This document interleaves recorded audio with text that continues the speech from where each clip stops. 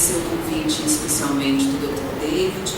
Estivemos em Criciúma, me convidou e eu prontamente aceitei o convite. Cumprimento ainda a OAB e a associação, agradeço pelo convite, a linha do Empório do Direito, o Dr. Alexandre Mendonça, que foi nos buscar então gentilmente no aeroporto, e todos os demais na pessoa do presidente da mesa, o Dr. Fernando Diniz Santos. Bom, eu sei que a gente colocar, né, no meio criminal, advocacia penal preventiva, parece muito estranho, porque a gente sempre está acostumado com a questão de ter uma conduta e depois fazer a defesa, mas a verdade é, né, que como o tema justamente explica, né, em tempos de resistência as coisas mudaram, né, e nesses tempos de resistência a gente passou a ter tantas mudanças legislativas, tantas decisões diferentes, tantas relativizações de garantia, que a gente vai buscando justamente essas oportunidades, essas defesas alternativas, que vai pelas beiradas, tentando arranjar alguma alternativa e tentando justificar essa questão constitucional. Para entender isso tudo, a gente tem que parar e entender que a mundialização econômica, no final dos anos 60, mais ou menos, com essa abertura de mercado, com as questões de avanço do capitalismo, com o lucro, isso tudo mudou o crime criminoso, né? Assim como vários países tiveram um impacto econômico, a gente mudou a figura do criminoso. Apesar de ainda ser uma maioria da população carcerária, né, aquele que é a seletividade do direito penal, a gente passou a ter uma criminalidade eminentemente econômica, uma criminalidade de um sujeito que tem uma respeitabilidade social, que tem uma estabilidade econômica, que geralmente pratica crimes relacionados à sua atividade laboral, que em 69 ficou chamado de colarinho branco, é um termo sociológico, um termo genérico, e que é um termo utilizado no mundo inteiro, white collar crime, escuela branco, no mundo inteiro, que ficou essa figura sociológica, digamos assim. E diante todo esse interesse, dessa abertura de mercado e tudo mais, isso mudou até a figura do direito penal, em que no Brasil, na verdade, nos anos 80, início dos anos 90, a gente passou a ter inúmeras legislações que justamente passaram a abranger um direito, um bem jurídico diferente. A gente abre o Código Penal e vê na realidade questões de crimes contra a vida, palpável, patrimônio, e a gente passou a ver as questões de ordem econômica, de exploração econômica do meio ambiente, sistema financeiro, as questões de lavagem de dinheiro, um foco diferente do que até então era paradigma do direito penal que a gente conhece. Só que junto com isso, junto com essa mundialização econômica, junto com essa mudança do criminoso, a gente também, né, muitos aqui, né, os homenageados, eu aqui presente, a gente não é da época da internet. E junto com isso a gente teve uma mudança tecnológica, uma modernização em transação financeira, os tempos mudaram. A gente consegue fazer transferência pelo telefone e saber o que aconteceu do outro lado do mundo em instantes.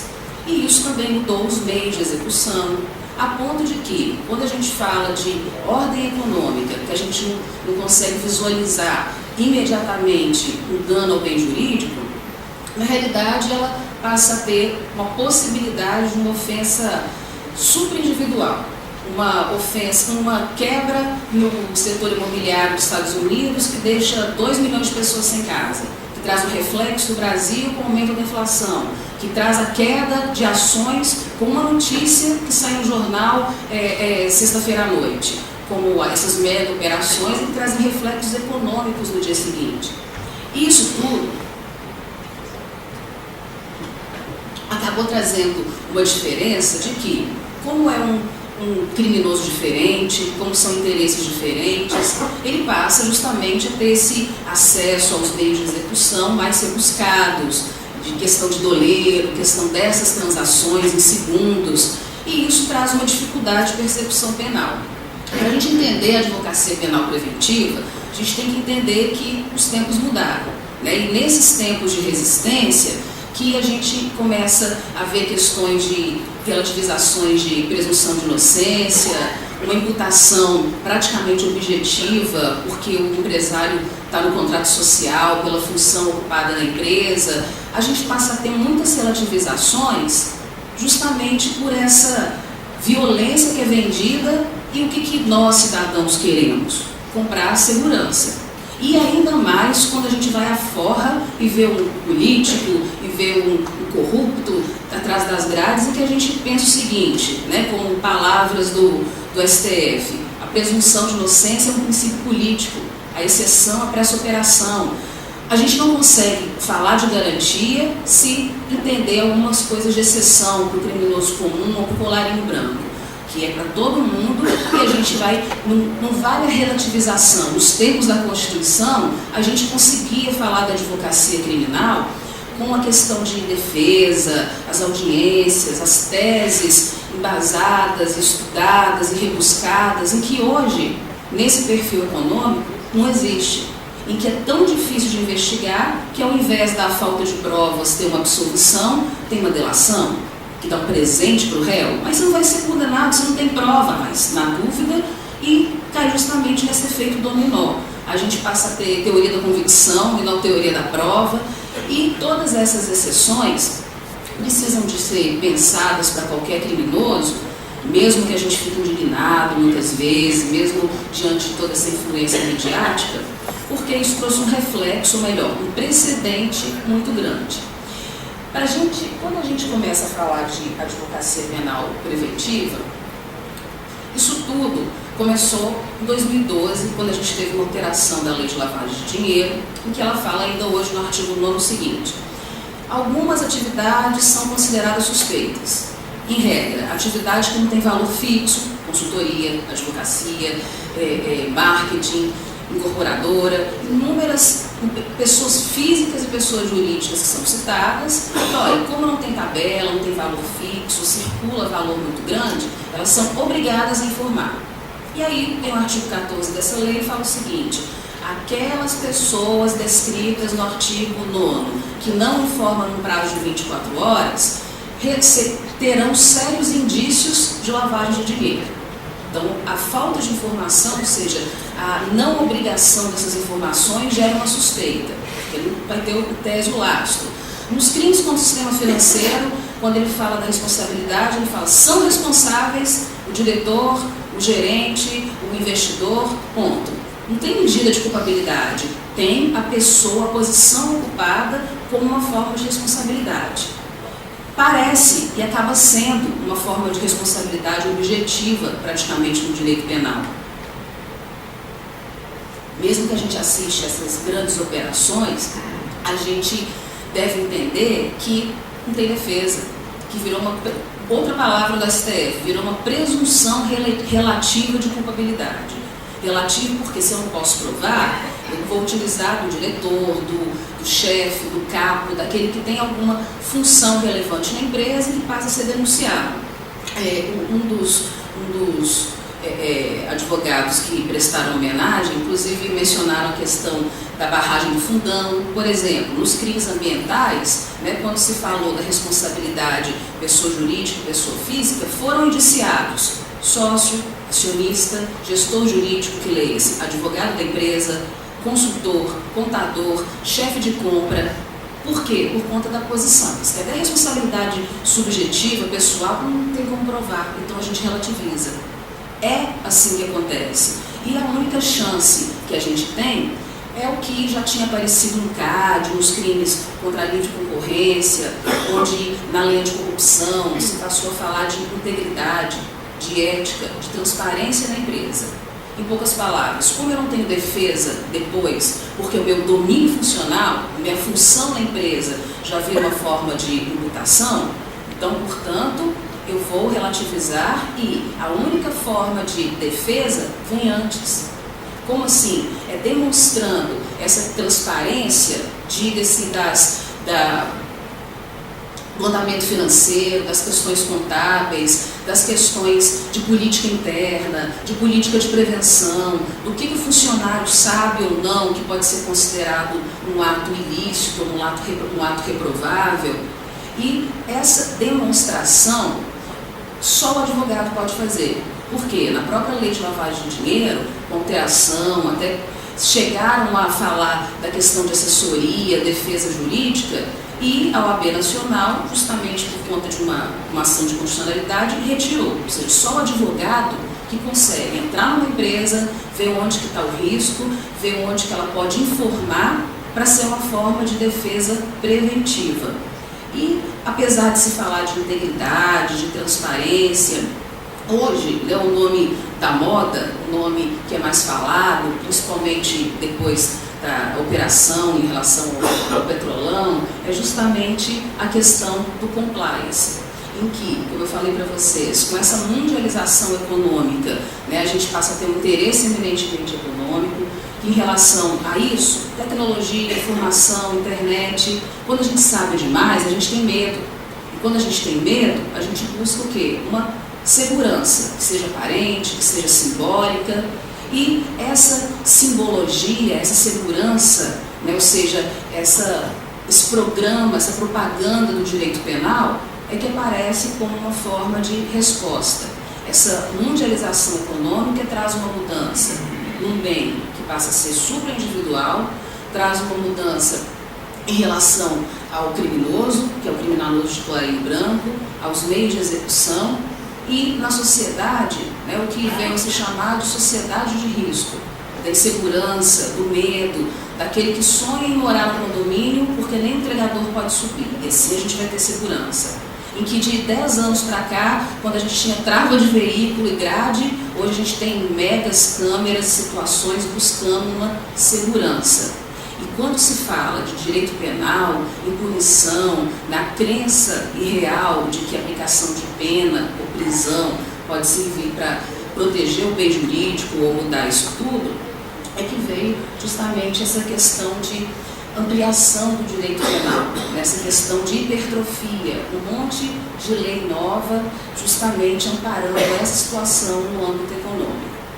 Portanto, para a gente começar a entender essa ideia de prevenção, a gente falou dessa abertura toda de mercado, do reflexo que isso tem e que veio novas incriminações, tipificações de condutas que até então eram administrativas, operar sem licença, não informar a autoridade competente.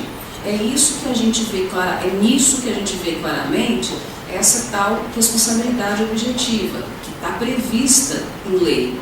E a forma, mais uma vez, de se evitar, de se comprovar, de se antecipar, ela é muito diferente do que até então a gente entendia no direito penal clássico, comum, em que o sujeito pratica um fato, ele tem uma sanção e vem a defesa. Como o sujeito tem obrigação, a gente tem, na verdade, uma autorregulação estatal. O Estado não dá conta de investigar, não dá conta de tomar conta desses meios de execução em que o sujeito transfere milhões para um offshore, para o outro lado do mundo, sem gerar resquício de nada. E, por isso, a questão da autorregulação, da obrigação do sujeito informar, acabou trazendo uma afirmação de que, se ele não informa, significa que ele é suspeito, que está justamente expresso em lei. E essa ideia de ética, transparência, que na lei de corrupção se fala de integridade da empresa, de integridade do gestor, do gerente, é que veio a se chamar de compliance, né? Nos Estados Unidos, desde os anos 70, desde o escândalo de Watergate, já se falava dessa necessidade de informação, de transparência, e no Brasil começou a se falar de compliance, porque hoje aquela empresa que tem um programa de compliance, uma governança, um programa de transparência, também é expresso em lei que ela tem 2/3 de diminuição em multas, ela consegue operar e obter licença mesmo na investigação, ela tem desconto numa leniência, ela sabe do risco de uma delação. Isso tem efeito econômico e efeito penal. Com essa ideia, essa tendência de gestão de negócio, de informação anterior, no âmbito criminal, ela veio partindo de uma legislação que tem uma finalidade e objetos diferentes. Como eu falei para vocês, na própria lei de lavagem de dinheiro se fala, quem não informa vira suspeito de lavagem de dinheiro. A lavagem de dinheiro, ela não precisa de crime precedente, não precisa de prova. O sujeito, na verdade, ele é acusado de movimentar, de omitir, de ocultar valores, mas não precisa de saber de onde, não precisa saber quando. Simplesmente esse movimento já é chamado de lavagem, e se ele não informar valores volumosos, hoje no Banco do Brasil mais de 10 mil, se ele não informa o sistema do controle de atividade financeira, na lei de lavagem de dinheiro, ele vira suspeito de crime. Como eu falei, em relação ao sistema financeiro, também expresso, são responsáveis penalmente o diretor, o gerente, ou seja, a posição ocupada do sujeito na livre concorrência, em que ela veio justamente a falar de formas até de extinção de punibilidade, diminuição de pena com essas informações, quando uma empresa ela tem um programa que informe, e a lei anticorrupção que colocou tudo isso na prática. A lei anticorrupção que falou que a empresa que tem programa, ela vai ter uma diminuição na responsabilidade objetiva no âmbito civil e ela pode ter benefícios também penais. Diga-se, leniência, ou seja, a contribuição premial da empresa e a delação, que é outra palavra da moda também. E o que acontece em relação a esses crimes é de que, como eu falei, como não dá para investigar tantas movimentações, não dá para investigar tantas mudanças, inclusive de um criminoso que tem um poderio econômico, a gente transfere essa responsabilidade. Então, essa ideia de autorregulação estatal vem daí, ou seja, de uma presunção. Se não informa, ele vira suspeito, porque a única defesa é a origem. E eu não preciso de falar a origem para responsabilizar pelo crime. Portanto, é só provando, acompanhando, demonstrando uma boa-fé nessa origem, que inclusive vai servir para a própria defesa criminal. Porque a responsabilidade de um dos funcionários, de um dos capos, dos diretores, virou presunção, virou uma imputação praticamente objetiva nos termos da lei. E quando se fala dessa advocacia preventiva, ela vem justamente desse termo, né? Hoje se fala de uma compliance, que é chamado de compliance criminal. O que é esse compliance criminal? É uma forma de se antever. Como assim? Porque todas as empresas praticam crime? Não, porque essas empresas que têm o dever de informar, ela vai demonstrar formalmente, papel, que ela tem uma política interna para zelar pela ética e transparência do funcionário, que ela informa as movimentações financeiras, que ela informa o cliente, porque tem uma lista no site do controle de atividades financeiras, do COAF, daqueles que devem informar. E numa ação criminal, quando se fala da questão da falta de informação, de não saber a origem, olha, a minha boa-fé está aqui. A minha ausência de elemento subjetivo, ela está a partir do momento em que eu quero zelar por essa ética, por essa transparência. No âmbito criminal, é mais difícil porque a gente tem que ter amparo, na verdade, em questões formais, ou seja, é uma comprovação de que a empresa tem um programa, uma política interna de prevenção à lavagem de dinheiro para os funcionários, que todo mundo tem um controle e tem um conhecimento dessa política. É isso demonstrado objetivamente, um papel que vai servir como defesa. Isso na prática, inclusive, ou seja, situações de, vou dar um exemplo, de incorporadora. Todas as incorporadoras, enfim, elas têm que informar aquele comprador. Hoje em dia ninguém pode pagar em dinheiro, receber em dinheiro, ou esse valor tem que ser informado ao COAF. Se ela não informa, e ainda se é um sujeito que é politicamente exposto, um sujeito que tem alguma relação com o poder público, vira de novo uma presunção.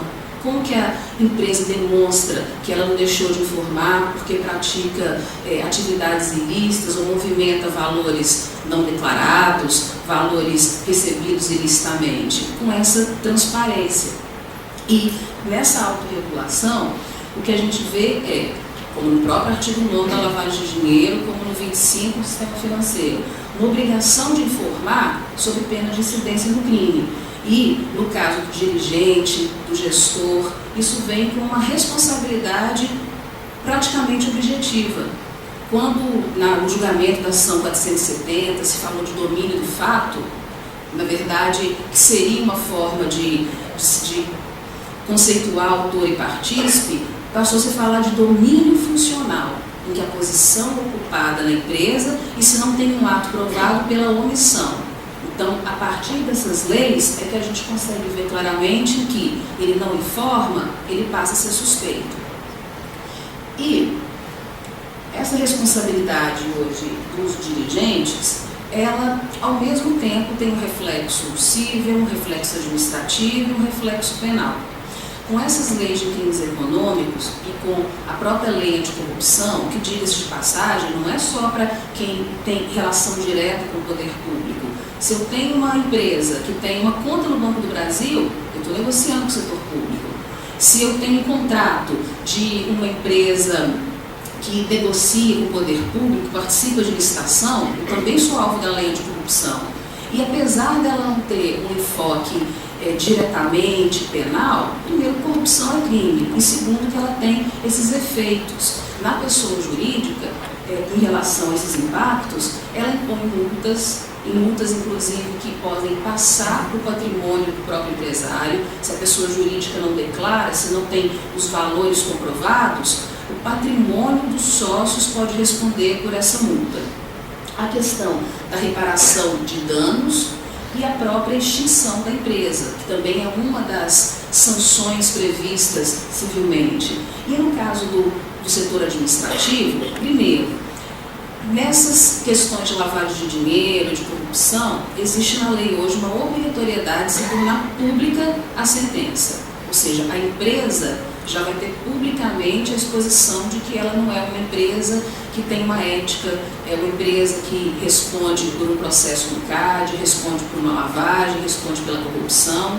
E muitas vezes em que ela depende, né, de certidões, de comprovações para operação, sem um programa ela não consegue. Se ela está respondendo por um ato e que na realidade depende do financiamento, da limitação, da abertura, da propalação de que ela é uma empresa ética na realidade. E em relação aos impactos penais, o processo criminal, a prisão, né, que hoje no âmbito econômico também acabou se percebendo que ela tem um impacto, o que acaba gerando tantas delações, tantas contribuições para o sujeito ter um prêmio, que é a liberdade, o direito penal premial voltado para esse impacto econômico, a questão de bloqueio de bens da pessoa, dos sócios e da própria empresa. Apesar de se falar, mais uma vez, de crimes voltados para a ordem econômica,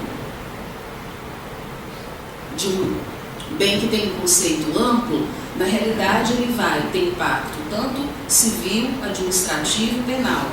E no âmbito civil, nesse desconto que se tem com a existência de um programa, a empresa que não tem, que paga, ela é a pena de morte. Ela não consegue operar sem licença ou pagando uma multa que pode impossibilitar a sua atividade. E eu vou dar como exemplo justamente a questão do rompimento da barragem, em que ela teve uma acumulação de valores a ponto da própria cidade, da sociedade, olha, não tem emprego para ninguém. Paga uma indenização no âmbito trabalhista, no TAC, no termo de ajustamento de conduta do Ministério Público, uma multa no âmbito administrativo, a reparação do dano e no âmbito penal também a pessoa jurídica vai responder com prestação pecuniária, com uma multa, com um valor. E essa acumulação é que muitas vezes impossibilita também a impossibilidade da empresa continuar funcionando.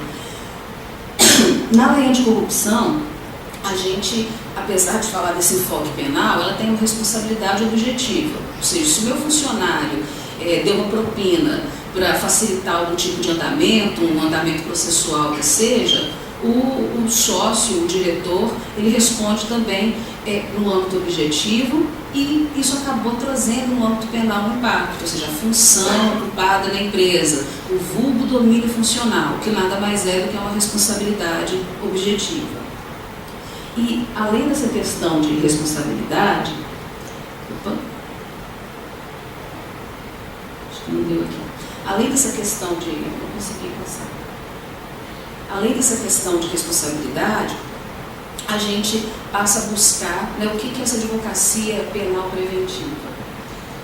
É o compliance criminal em que a gente vai partir primeiro, um conhecimento da empresa, ou seja, para saber se ela tem um risco no sistema financeiro, na lavagem, se ela tem um risco na ordem econômica, se é só uma questão de sonegação, eu digo só porque se ela pagar está extinta a punibilidade. Essa questão de prevenção, que se chamou de compliance criminal, ela parte de um diagnóstico, de uma análise de verdade da empresa. Não adianta a gente comprar um código de conduta e usar, né, o que a Controladoria Geral da União chama de compliance de fachada. É só entrando numa empresa que você vai saber os riscos que ela tem. E é justamente a partir daí que se busca esses procedimentos internos, ou seja, políticas internas, manuais internos, coisas formais que vão caracterizar justamente essa comprovação de integridade, a questão de medidas e de código de prevenção, códigos de ética empresarial, código de prevenção à lavagem de dinheiro. Como assim prevenção? Trazendo uma listinha do que a pessoa jurídica pode fazer e do que ela tem que informar, e quanto tempo que ela tem que informar. As empresas muitas vezes não sabem do cadastro que pode servir até para diminuir ou tirar uma responsabilidade penal. Hoje, como existe a obrigação de informar sob pena da incidência em crime, a não informação virou responsabilidade. E aí a única chance é justamente informar antes, comprovar essa boa-fé. E relacionado a esses crimes que trazem expressamente uma responsabilidade objetiva, mais uma vez, é que veio esse compliance criminal. Então, para que ele serve? Para que essa advocacia penal preventiva vai servir? Vai servir para comprovar que eu estou cumprindo todas as obrigações expressas hoje na legislação penal econômica, e se eu estou cumprindo, no indiciamento, no possível indiciamento, numa conduta praticada por um cliente, por um colaborador, olha, aqui está justamente a minha obrigação que eu estou cumprindo.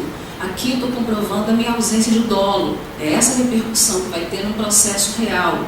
A gente aprende, né, o crime, um fato típico, uma ação dirigida ao fim, que a incidência é só com aquela ofensa, com aquela ideia de conduta que incidiu no tipo penal, e não. Na questão dos crimes econômicos, antes, a suspeita e a ausência de obrigação já traz essa presunção de responsabilidade.